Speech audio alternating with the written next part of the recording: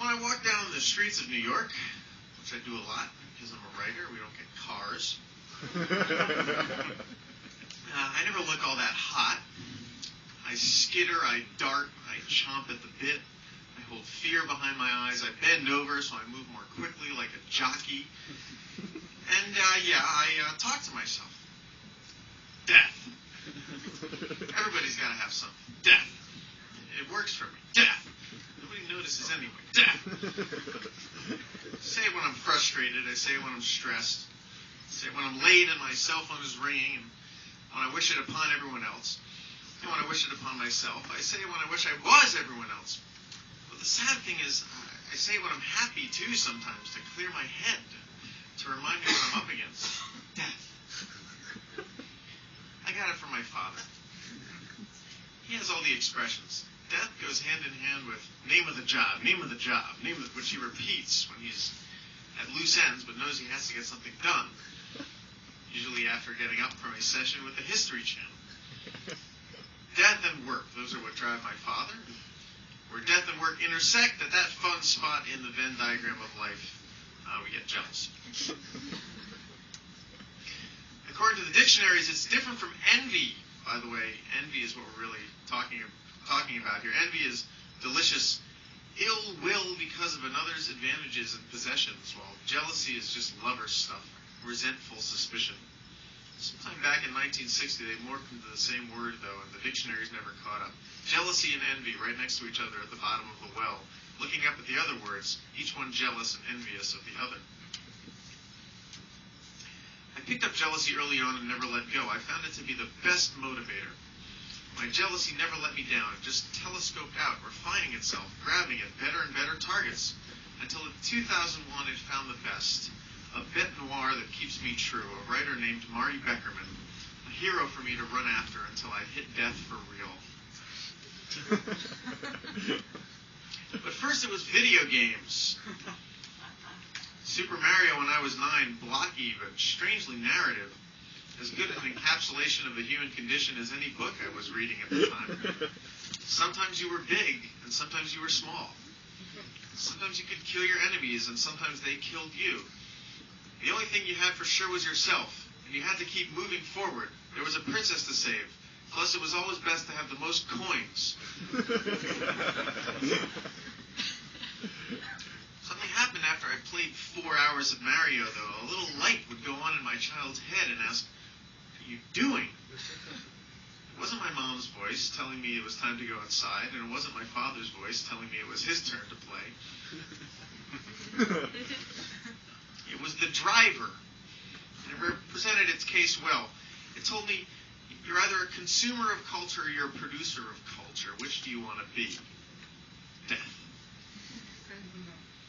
People made Mario. See, they put it together from scratch in a way that involved the heart of a computer, the magic. They created it from nothing, and I just used it. What a dork. I couldn't stay in that position. So I started designing video games. People who really did it used computers, but the only tools that I had to make video games were graph paper, Dixon Ticonderoga pencils. I began to sketch out desert levels with palm trees. "What are you doing?" Mom would ask. Poking into my room, my desk lamp nearly scorched my pet lizard, Xerxes, who always sat on my shoulder. And I did have this lizard. It once escaped from its cage and stuck its head in a fan. And no, it's amazing. Didn't die. Just got hit and drew its head back really quickly. But like from then on, it had one gash on its head that wouldn't change color. It would go from brown to green. It wasn't a real chameleon. I mean, they're one of these cheap ones that just does brown. If you put it something dark, it'll turn brown. Light, it'll turn green.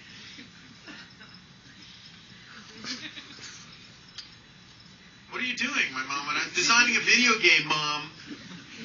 Oh, she would leave. My lab was closed to outsiders early on. Up next were comic books. I bought them, I read them, I grokked them, and then the driver rose up in me and asked, producer or consumer? So I started to make comic books. I went over to my friend's house to watch some rented Marvel video that purported to teach you how to draw them in the length of the video. 60 minutes. At And this was where I learned to weep silently. As the hands on the screen drew rippled heroes, and my friend drew rippled heroes, I drew what looked like a crash test dummy carved from a potato. Couldn't do it. Death.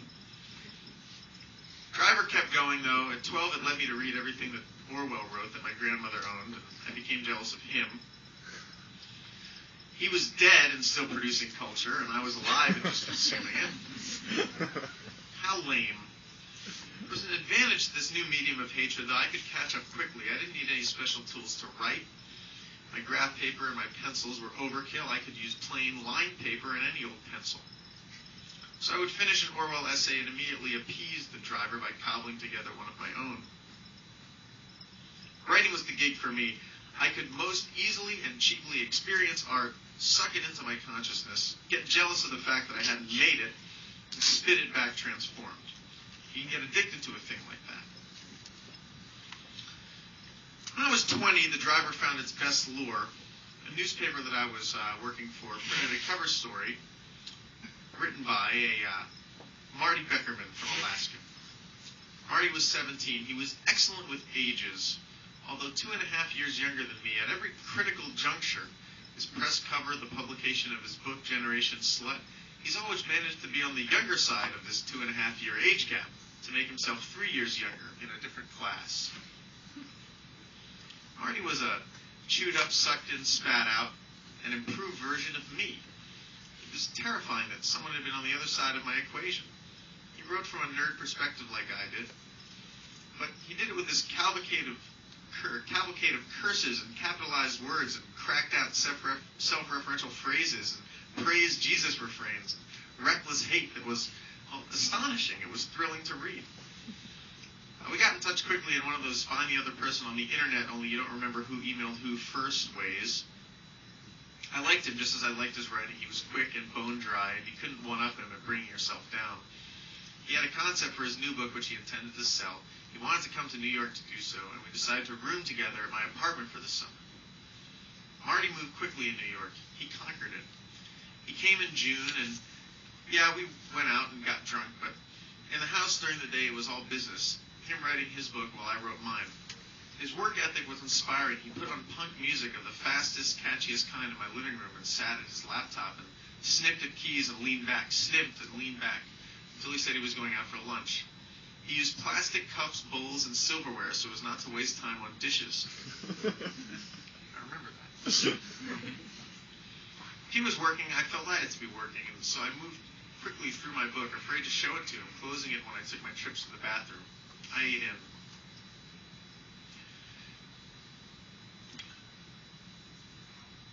By the end of the year, Marty had sold his book. I never asked how much he got, but he complained about the advance. A funny thing had happened with the summer I spent with him, though. We'd become friends. We had conversations that were like little books of their own. Marty, so would you rather be the world's greatest novelist or a rock star? Me. I can't think of any reason not to pick rock star. Marty, me too. Another day, Marty said to me, I used to want to kill myself like Kurt Cobain, but that's so passé. I'd like to die by assassination. Marty, I told him, writers don't get assassinated. But thinkers do, Ned. Thinkers do.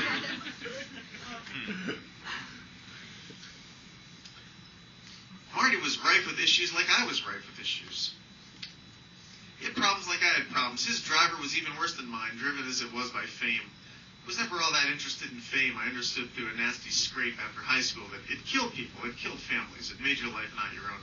I was interested in success and production and adding to the culture instead of just sucking off it.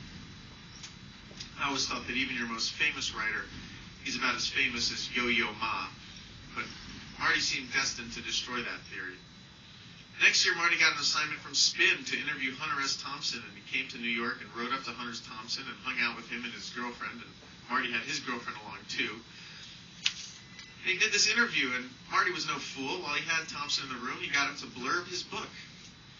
Marty Beckerman got a blurb from Hunter S. Thompson. Shit.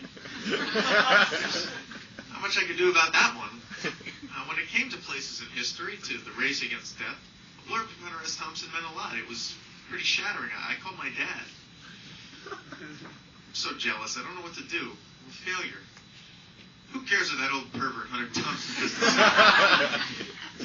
My dad responded and laughed. Well, lots of people. Did you ever think about something, Ned? Did you ever think about the fact that you're the only one who can control what you do? Well, yeah.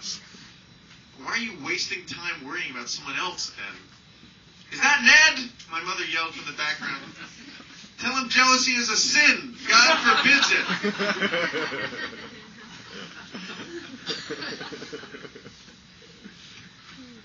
Seriously, Ned, where among these feelings of hopelessness, my dad said, do you hide the fact that you wrote a book too and that your agent is about to sell it?